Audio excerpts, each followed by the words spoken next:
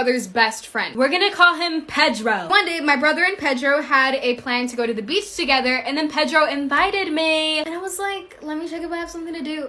I don't. I'm going. I'm gonna go, Pedro. Don't worry. The night before, I was like, I need to look scandalous. Like, so scandalous. So I remember I wore this two-piece bathing suit. So long story short, the day came and we went to the beach. So we get to the water and immediately I go in. I wanted to show him, like, I'm a bra girl.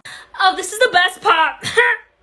So I'm coming out of the water and I'm trying to look like a baddie. Like, I'm trying to walk out all cute, like the hair is wet and everything. And I noticed Pedro was looking at my legs. So I was like, maybe he's trying to shoot his shot. So I went to go tell him something. And I was like, why do you keep looking at me? And he was like, look at your legs. I look at my legs. There's a whole ass piece of poop from the beach water. Hey guys, get ready with me. I'm gonna do my makeup because I look ugly and I need to snap back my hose, you know. Also, I have a story time. I never use this, but I'm gonna use it right now just since, I don't know, I feel like it. Plus, all my makeup's in the car. Ooh, it's liquidy. Okay, so basically this last, like, 4 days, maybe? I think 4 days, 3 days. I was, in the Hamptons. Well, actually, Shelter Island. But, so I was staying at this hotel, and they, like, just, like, reopened, like, 3 weeks ago. Because I don't know what, they were, like, remodeling it or something. So basically, every night there was like something wrong. Like the first night, I think there was like blood on the pillow, like not like in a movie or something, not like that. It was just like a little blood stain, like a little one. But it's just like gross, you know, like that's gross. I don't know where that came from. And like another night, the TV and phone wasn't working, so we got moved into another room. And also, it's not like a hotel, like there's a hotel and they also have these like cottages type things. So like I was staying in one of the cottages, so then they moved us to like another cottage thing. And then last night, me and my mom are like sitting in bed and my eyes were burning. And I'm like, Mom, my eyes are burning. Like what do you think it is? And the fireplace was on, so I was like, maybe it's the fireplace, like I don't know, like the heat like burning my eyes. And then like so my mom turns it off, and like 5 minutes later, the like alarm, like the fire alarm was going off, and it was like, what's the word? Carbon monoxide was like being let out of the fireplace or whatever. And it's like 1 a.m. So we call the desk or whatever. No one's answering. We called like several times. And my brother and sister are in the other room, and they're like sleeping. So like we like wake them up, and we're like, we're leaving, cause we gotta go, we gotta go handle this. We gotta go to the hotel, like, see what's on, whatever. So me and my mom walked over to the hotel, and there's, like, no one there. Like, I think I have, like, a video of the empty hotel. Like, there was no one there. We were going in the spa. We literally went to the desk. No one's at the desk. We're, like, walking around for, like, solid 10 minutes, yelling, like, hello, like, someone, like, no one's there. So we finally found, like, this dude. He's, like, the only guy there. He says he's the only guy there. He has an AirPod in. Like, he, like, after, like, 10 minutes, he, like, is like, oh, hey. By the way, I don't really like this mascara. I don't know why I used it. Okay, so basically, we get the guy to, like, come to our room. And he's like, okay, I'll just turn off the gas. So he says he's gonna put us in another room, but we're just like, no way, we're getting out of here because, if we stayed asleep, we could have, like, been hospitalized or dead even, I think. Anyways, part 2. It's already posted, by the way.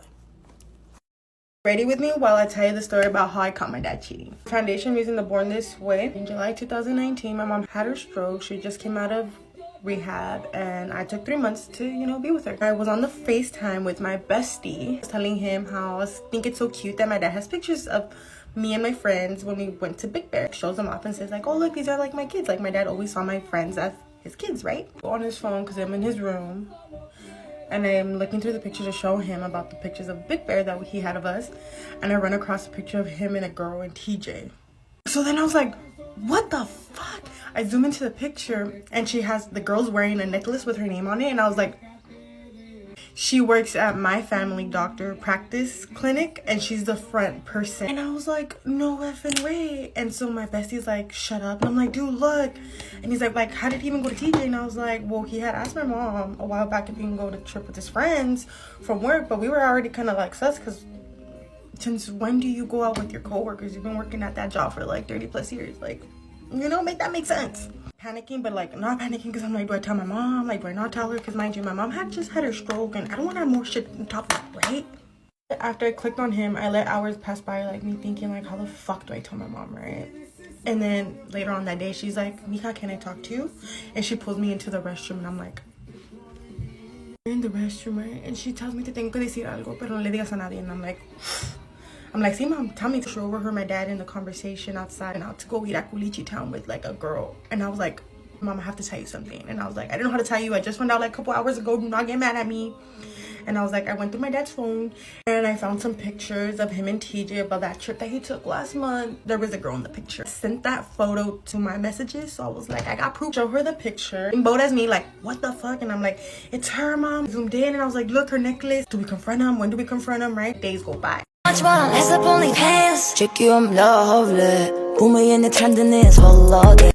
Not y'all in my business, but okay, let's get into how I went from being in an 8-year relationship with a man to now being engaged to a woman. So my ex and I broke up in December of 2020. I'm not gonna get into why we broke up because number one, we really just grew apart. Number two, I don't like talking about people who are not here to defend themselves. But right when we split, I reconnected with a guy that I knew from like middle school and high school. You know how they say that every girl has a guy that's just waiting for you to F up? Yeah. It was pretty obvious that we had a romantic interest in each other, but we really were just focusing on like rekindling our friendship. And he was also just very busy all the time. Like, I don't know when this man even found time to sleep. And again, I was fresh out of an 8-year relationship. He was a really good guy, but he wasn't my person, obviously. But I really feel like his purpose in my life was to set my standard for what I would and wouldn't accept going forward. Because whenever I would have conversations with him about things that would concern me, he was always very validating. He was always like very much, yes, I understand. I'm sorry. Going forward, I'll do this differently. Ultimately, his busy schedule did result in us deciding not to pursue each other in a romantic way because I wound up just feeling really rejected all the time when he didn't have time to like text me back or anything. And we both agreed that I deserved better than that. But dealing with him did show me that I can have everything I want in one person. I can have somebody who's attractive and ambitious and has their stuff together and is emotionally mature, and I don't have to settle for one or the other. Then I very briefly talked to a guy who was kind of sort of a public figure. I wouldn't say he was a celebrity, but he was like celebrity adjacent. And he spent a lot of time between Charlotte and Los Angeles. And girl, he slid in my DM and was immediately on that let me fly you out shit. And I personally just was not with it. No shade to anybody who is, but I'm not a person who likes to be flown out, especially at that point in my life. Because hear me out, I was doing decent financially, like my bills were paid, but I was not in a place that where if I had to book like a last minute hotel room or a last minute flight because this dude decided to have a temper tantrum because I didn't give him no cookie, I was not gonna be able to do that. So I was not willing to put myself in a position where I could even possibly have to do that and not have the money to make sure I got home and was safe. So I was like, nah, but you know, next time you're in Charlotte, let me know and you can take me out or something. And like, I could get if maybe he didn't want to be seen like out in public with a potential love interest. Again, he wasn't really famous, but like if the Shade Room was having a slow day, they might have posted him out with somebody. But like, I don't care, baby. You gonna have to figure out something, get creative, because I'm not doing no smash and dash. Girl, once that man saw he was gonna have to put in some effort, his communication became real finicky. The situation came to a head when he was finally in Charlotte, and with no warning or nothing, he literally hit me up with the I'm in your city tag. I was like, oh no, this man does not respect me at all. But luckily I was in Atlanta visiting a friend, and that's exactly what I told him, and he had an attitude. And then he's gonna try to flex talking about, I guess I'm just gonna have to come to Atlanta and see you. I already knew he was bluffing, so I called his bluff, and then after that I blocked him. And then after that I started dealing with a TikToker. Go to part 2. Boyfriend and I were dating for almost 3 years before he actually met my family. And I'm gonna tell you guys why and how I kept it hidden for so long. Okay, background, which honestly tells you everything you need to know about why I had to keep this man hidden. I come from a family of strict immigrants. I'm an immigrant myself, and I wasn't raised by my parents. I was raised by my uncle, so they were always just like super overprotective and strict with me, especially. So we started dating when I was 16. It was November 2017, and he was like my first serious boyfriend. I've had like boyfriends before, but it was nothing serious, nothing I really needed to like worry about. And my first boyfriend I ever had was in 6th grade, and I remember I got caught, and my family like freaked out. They were like, you can't have a boyfriend, blah, blah, blah, blah.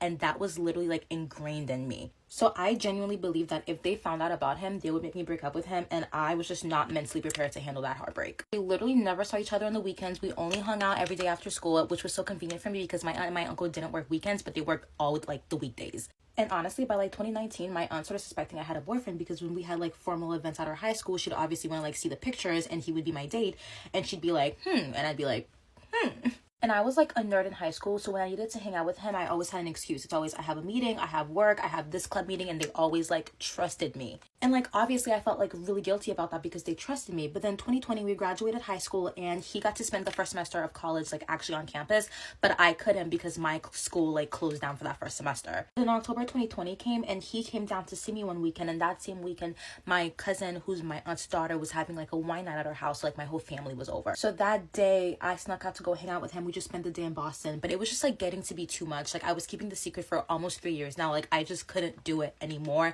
and God had my back that night. Okay, so remember the cousin who was throwing the wine night? Well, she had a boyfriend too, but she's like significantly older than me, and she didn't tell anyone, and she's my aunt's daughter.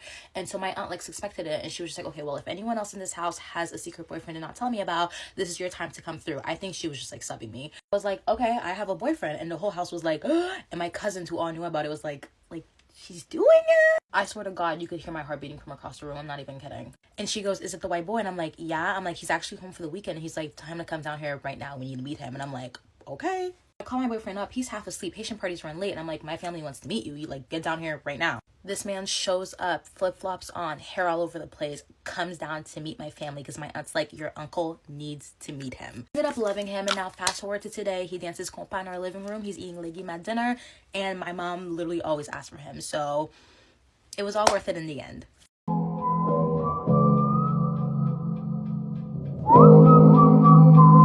Nothing pisses me off more than when people label Black girls, or just women of color in general, as whitewashed. Because literally my whole entire life I've been told I act like a white girl, I talk like a white girl, I dress like a white girl, my taste in music is so white, as a method of like insulting me. And that shit makes you feel so self-conscious because now you're like hyper aware of how you act and how you talk and how you dress, and you become so insecure. Like my former hairdresser, who was my cousin's hairdresser before she was mine, after she like met me, she literally reported back to my cousin and she was like, your cousin talks like a valley girl. Okay. Which literally was just like, what was the point of you saying that to her? Then I had this friend in high school, let's use the word friend very loosely, who literally would make me feel so self-conscious about myself. Like she literally one time was like, if you want to act like a white girl and get perfect grades and be a goody two-shoes, what are you saying? Like, do you know how wild and honestly harmful it is to say that like doing well and caring about school is white? Then of course I've had people try to take away from my blackness really on this app because of my boyfriend. Like that makes me any less black. And I literally just remember like crying over comments I would get, or honestly feeling so self-conscious when I talk around like a new group of people. And like I was honestly so scared to start like talking and showing my personality on this app because I just thought people were gonna be like, why do you act like that? Why do you talk like that? Like maybe it's all in my head, but it's just something that's always happened to me my whole entire life from like friends and like family and strangers, that I was just like, I'm scared. At the end of the day, I just want Black women to feel comfortable being themselves, however that looks like, because it is the most detrimental and honestly harmful thing when your own people make you feel bad about yourself. Because I truly think it's not that hard of a concept for us to wrap our minds around, that all Black people were not raised the same way and that we don't all share the same experiences. So to all my whitewashed girls, just keep being yourself, mama.